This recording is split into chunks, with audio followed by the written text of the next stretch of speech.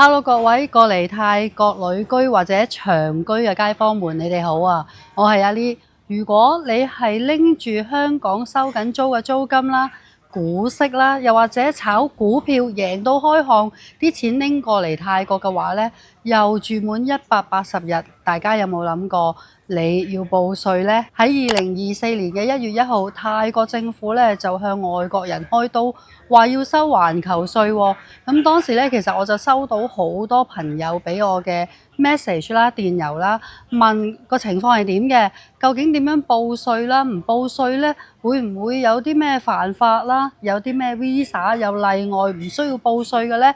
究竟個情況係點嘅呢？咁當時呢，我同阿凡第一時間呢，就真係踩咗去稅局問清楚究竟成件事係點嘅。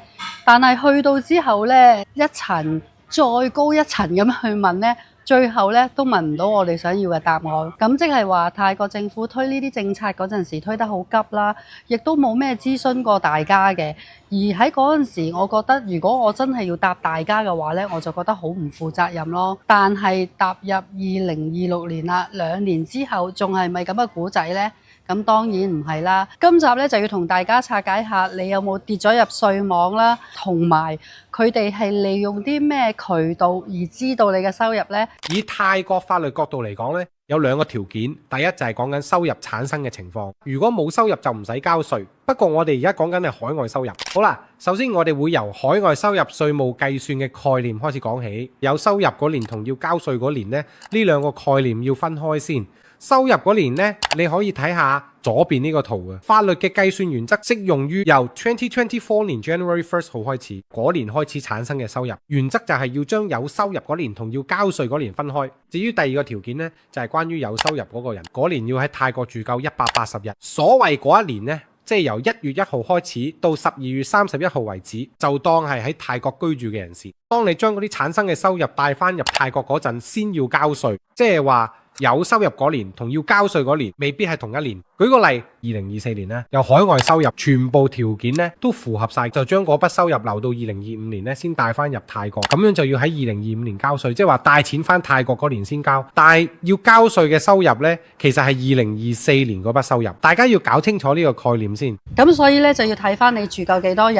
損失發生喺資金被帶入泰國，即使錢呢已經賺到咗，但係如果未匯入泰國，即係唔使交稅，啱唔啱？答案係啱嘅。而家我哋嚟講下將收入帶入泰國啦，要講清楚咧。依家有好多人都好迷惘，好多人都好混亂，仲有唔少人理解錯嘅，所以我會用法律角度去解釋，亦都會盡量令大家容易啲明白呢件事。全部都係參考咗稅務局嘅指引嚟講嘅。講翻將收入帶入泰國呢個詞啦，佢第8條將應評估嘅收入帶入泰國。如果用呢種解釋方法帶錢入泰國呢個詞，其實無論你用咩方法將錢帶入泰國都好，都應該算係帶錢入泰國咁，係咪先？例如經銀行戶口轉賬，或者用網上系統轉賬，或者帶現金入境泰國等等。咁所以有好多人講過，如果你先將錢轉做資產，然之後再帶入泰國，咁樣算唔算係帶錢入泰國呢？用一個比較廣義嘅解釋呢，都仲係當係帶錢入泰國。或者有啲人會話將呢啲海外收入直接轉俾其他人，然後話係出於好意送俾人。如果用一個比較廣義嘅解釋，其實真係實際行為上呢個就係逃稅。其實無論你用咩方法將錢帶入泰國，揾其他人幫你換做資產，其實都有機會俾人解讀成係將收入帶入泰國。不過稅務局都未有出一個好清晰嘅解釋指引。咁講到將收入帶入泰國呢一點呢，其實仲有一樣嘢要睇呢。我哋係要將錢帶入泰國，但係我哋帶入嘅錢通常都係外幣。最簡單就係用國際通用貨幣，好似美金咁。喺稅務局方面計算應評估收入時，無論你幾時將錢帶翻嚟泰國，而呢個換算做泰銖呢，就一定要用匯率再計算。講到匯率，根據國際慣例，如果你係將錢存入銀行，已經喺泰國銀行賬戶入邊呢，可能會用當日嘅匯率直接計，用邊種匯率都好，我哋應該一直用同一個原則。即係話，如果我哋話用商業銀行，就應該一直用商業銀行；如果我哋話用泰國銀行嘅匯率呢，就應該一直用泰國銀行嘅匯率啦。咁而家嚟到一個好重要嘅重點呢，就係講到收入方面，分開兩個部分。第一就係投資利潤或者叫資本增值 capital gain， 另一個呢就係收到嘅股息。分開呢兩個部分嚟講會容易啲明白。第一部分呢，就係講利潤或者資本增值 capital gain， 每一個交易都要分開計。做法就係用賣出價減翻你當日買入嘅成本價。至於點樣記錄成本價呢，就用一般會計認可嘅方法。不過我哋暫時唔講住所謂嘅 capital gain 或者話投資利潤，要當每一單交易嚟計，即係話虧損嘅交易唔會計入呢一部分，只計有賺錢嘅交易。而家我哋嚟睇所有嘅例子，了解下從投資之初到最終盈利，能夠幫助你更好咁理解啦。假設而家係2024年，巴克羅姆先生請匯款10萬美元去買外國股票，結果呢，到2024年底，投資組合嘅價值呢係增值咗50萬美金，但係巴克羅姆先生呢仲未賣出。喺呢個角度嚟講，如果仲未賣出嘅話，佢只係組合增值，仲未算係真正有盈利，或者話仲未確認盈利。咁所以計算稅務嘅角度嚟講呢，呢啲收入呢都仲未算係真正產生。呢點呢，好多人都搞錯，想俾大家清楚睇到。如果我哋仲未確認盈利，即係仲未賣出嗰啲股票，其實嗰啲盈利都仲未真正實現，即係話嗰筆收入都仲未產生。當收入仲未產生呢，就代表唔使交稅。咁而家假設一個新情況呢，翻去頭先嗰個例子，阿樂哥匯咗10萬美金去外國投資，跟住期間有賣，呢個情況就唔同頭先嗰個啦。我哋唔係等住個投資組合增值，而係真係有賣出發生嘅。實際賣出咗3次，第一次賺咗15000美金，第二次蝕咗3000美金，最後一次又蝕多1萬美金。如果用投資角度，當佢係以每一單交易嚟計算嘅時候，我哋會話最後淨賺2000美金，啱唔啱？即係15000減3000再減1萬，咁所以呢個 case 要交稅嘅，就淨係賺錢嗰部分啫。即係話攞住有15000美金嘅收入，呢個係賣股票賺翻嚟嘅利潤，或者叫資本利得。你會見到其實有少少唔同嘅地方，稅局係以每一單交易嚟計算，所以喺呢個情況下，只會當係一單賺錢嘅交易嘅。如果假設嗰一年住咗泰國住夠180日，兩個條件都滿足咗，已經有15000美金嘅利潤出現咗，但係佢淨係想帶翻啲5000美金，情況呢就會係咁。頭先嗰15000美金其實已經係收入咗噶啦，已經確認咗利潤啦，係咪？將利潤帶翻嚟泰國，其實唔係好似一般嘅將全部利潤100% 帶翻嚟泰國，可能只係帶翻呢一部分啫。好似呢個例子咁，只帶咗5000翻嚟。佢喺68年帶錢翻嚟嗰日呢，發現當日匯率係1美金等於30，即係話佢帶錢翻泰國就係30乘以5000，即係15萬。如果係呢個情況，我哋就要攞呢個利潤交稅。你會見到成件事幾複雜同幾煩，係咪先？咦？如果我話今日帶翻嚟嘅5000其實係本金呢，其實唔係利潤嚟嘅，因為我哋利潤仲擺咗喺外國。咁樣我係咪唔使交稅啊？稅務局會唔會知啊？你問稅務局會唔會知？其實簡單嚟講，稅務局知唔知唔係重點。簡單嚟講，如果佢哋發現有啲唔正常嘅地方，佢可能會叫你解釋，即係話你一定要解釋得清楚。最重要係我哋要解釋到點解我哋話呢5000係利潤定係純粹本金，咁樣你就唔使擔心啦。你帶入咗泰國嘅每一個金額，你有責任要向稅務局解釋清楚，同埋你要有一個合適嘅計算方法。呢個就係下一個問題，因為如果我哋唔識計數，我哋就解釋唔到，或者我哋唔知或者答唔到究竟係咩嘅，咁其實好大機會稅局會當你由外國帶入嚟嘅所有錢都係利潤，然後叫你要俾稅。呢件事其實幾難搞。想提一提大家，如果有人喺外國有投資嘅資料呢，一定要收好晒，整齊保存。到最後呢，真係俾人查嘅時候，我哋手頭上有啲資料，就可以令到有關部門相信我哋嘅睇法係啱嘅。咁而家我哋再睇落去，究竟我哋應該點樣計算成本或者利潤，有咩方法？一般認可嘅會計方法係點樣樣嘅呢？咁先俾大家睇下呢個例子。假設有2次買入，同埋有一次賣出，喺我哋嘅投資組合入邊呢，係同一隻股票嚟嘅，淨係得一隻股票啫。一開始我哋喺1月10號買咗500股，成本係每股15美金。去到3月20號呢，我哋再買多500股，成本係每股10美金。跟住呢，去到4月30號呢，結果股票價格升到每股20美金，所以我哋決定賣出600股。咁問題就係計算利潤嘅時候應該點計呢？一般認可嘅會計方法係點樣嘅？第一種方法叫做 FIFO， 即係 First In First Out 啦。FIFO 嘅原則就係邊啲成本最早入，賣出時就最早出。以頭先個例子嚟講，600股賣出，價錢係20美金，用 FIFO 角度就會當係先賣咗頭500股，成本係15美金，之後再賣多100股，成本係10美金，加埋就係600股入先出先，即係話最早買入嘅股票會先計做成本，之後買入嘅就跟住計落去。呢個原則就好似你哋倉庫擺貨咁啊，最早入咗貨就要最早賣出。因為驚會過期噶啦。至於後邊嗰啲貨就慢慢賣出，就係咁嘅意思啦。咁呢個就係所謂嘅 FIFO 原則啦。喺呢個情況之下，利潤就等於3500蚊。至於用 FIFO 方法剩翻啲400股，就會話呢400股仲喺我哋嘅投資組合入邊，每股剩翻嘅成本就係10蚊美金。另一個方法咧叫做加權平均法，每次買入嘅時候成本都會喺個平均計算。由例子嚟講咧，所有嘢都同之前一樣咧，只係計成本嘅方法會唔同咧。賣出咗600股咧，會用平均成本嚟計。即係500乘15加500乘10，再除以總共1000股，計出咗每股平均成本就係12蚊5毫美金。用平均法計呢，利潤呢就會唔同，利潤就唔會同 FIFO 方法一樣，用平均法計出嚟嘅利潤係4500蚊美金，即係用20減12個半，再乘600股，呢個就係計出嚟嘅利潤。你會見到利潤已經唔一樣啦。至於剩翻啲價值喺股票投資組合入邊都一樣，剩翻嗰400股，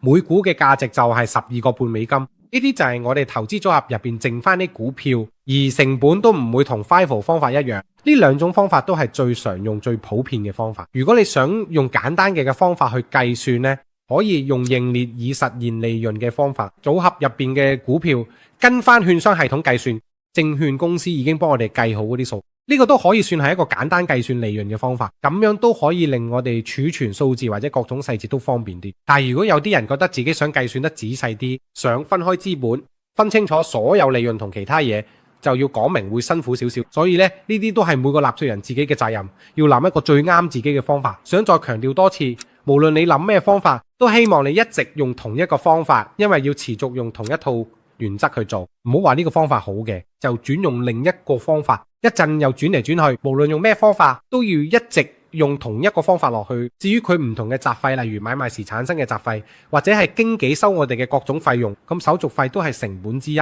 可以當作開支嘅扣減，咁樣就可以計到最真實或者最接近真實嘅利潤。應該要收集啲咩資料呢？買賣記錄，例如買入日期、買入價錢、買入數量呢，賣出日期呢，賣出價錢呢，賣出數量呢，相關嘅手續費同埋其他費用文件都要保存得清楚嘅。無論係外國券商嘅結單、轉賬證明、收據、其他證明文件，總之所有個投資記錄都要齊齊咁保存好。最重要呢，就係要同翻你將錢帶翻嚟泰國嘅流程一致。因為如果稅務局要查嘅時候，如果你嘅資料齊全呢，查起上嚟都容易嘅，之後都唔會有咩問題啦。好多人可能覺得講完啦，係咪？其實未完嘅，就係關於外國股票分紅嘅問題。分紅可能仲簡單啲，我哋收到幾多分紅都一目了然啊。如果你再睇下美國嘅法律方面，如果我哋唔係美國公民嘅話，咁我哋呢就要填一份表格，呢份表就係用嚟證明我哋唔係美國人。當你確認好之後呢，攞俾你錢嗰陣扣15% 稅。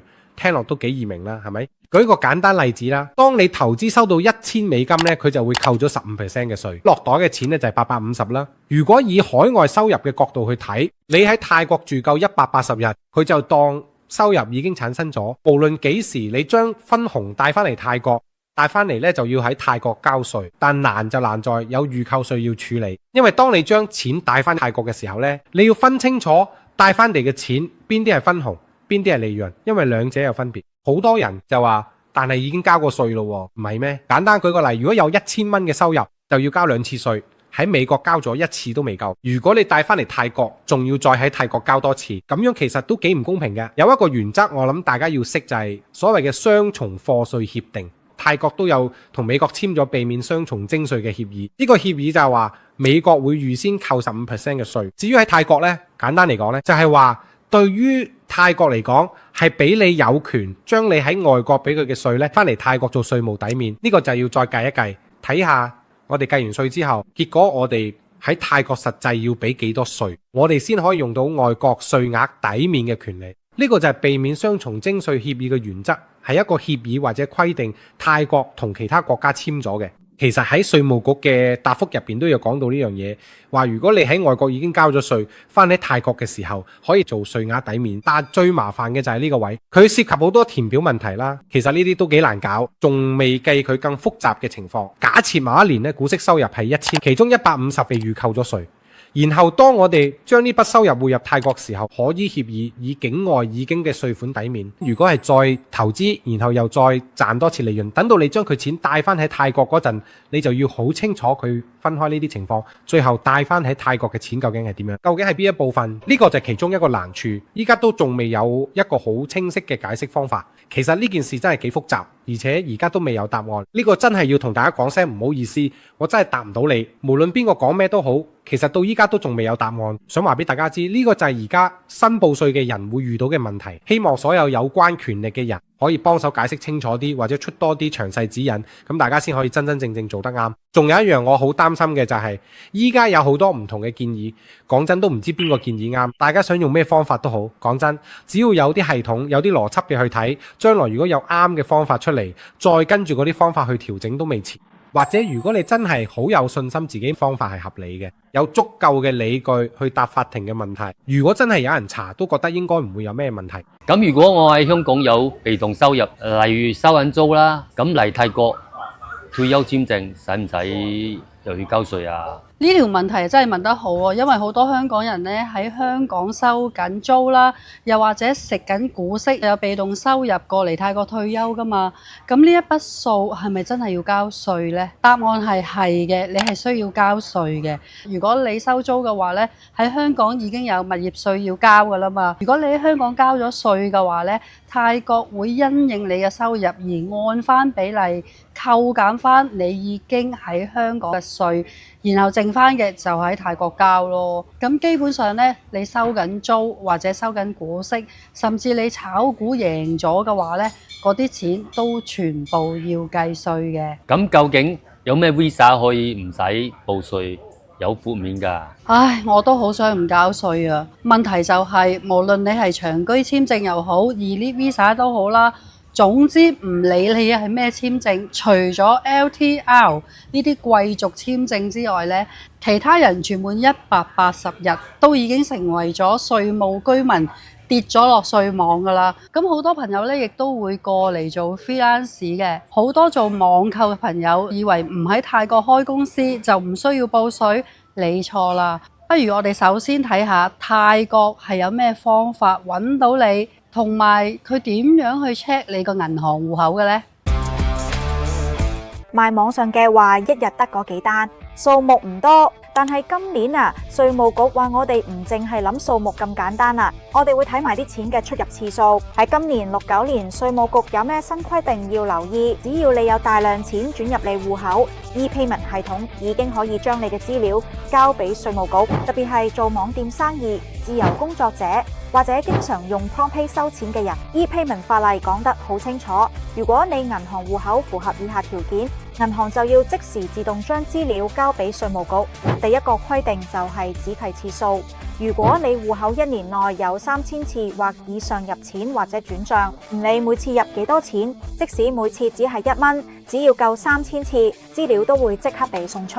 第二個規定係次數加埋總金額，如果你1年內有400次或以上嘅轉賬，而且總金額有200萬泰銖或以上，就要符合晒兩個條件。如果轉賬500次，但係總金額只係180萬，佢就唔符合自動申報嘅條件。仲有樣嘢好重要，稅務局會將同一個銀行入邊同一個名下嘅所有戶口加埋一齊計，佢邊啲行為會特別容易俾稅務局盯上呢？將個人賬戶用於商業用途，第一種行為係定期從網上平台收款。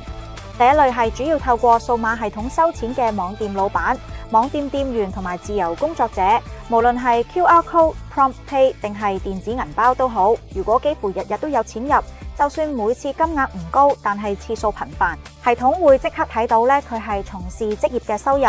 第二種行為係唔正常轉錢出入多個戶口，好多人誤解咁做，以為咁樣可以令我哋安全。但其實咁樣只係想將錢分散去唔同戶口，成日轉嚟轉去，唔想錢集中咗一個戶口。不過我要講清楚，稅務系統係查到戶口之間嘅關聯㗎。如果冇錢無啦啦咁流入流出生意原因嘅話，咁樣只會更加顯得可疑啫。要輕鬆應對稅務局，需要做好準備，總共有3點。首先，你必須清楚咁分開帳戶，個人帳戶同埋商業帳戶唔好混在一齊。第二，保留所有支出文件嘅完整記錄，包括商品成本、運輸成本同埋包裝成本，以便扣除，按實際嘅支付金額計算。第三，記錄每日收入同埋支出，呢個有助於澄清情況並且提供證據。錢入得多並唔可怕，可怕嘅係錢入咗嚟唔知錢嘅來源。喺2069年，任何做生意嘅人，包括自由工作者、自僱人士、網上商家等等，了解嘅規則肯定比唔了解規則更有利同更有優勢。呢方面嘅資訊呢，大家一定要睇翻呢條片，或者唔清楚呢，重複再睇，有百利無一害啊！下一集見。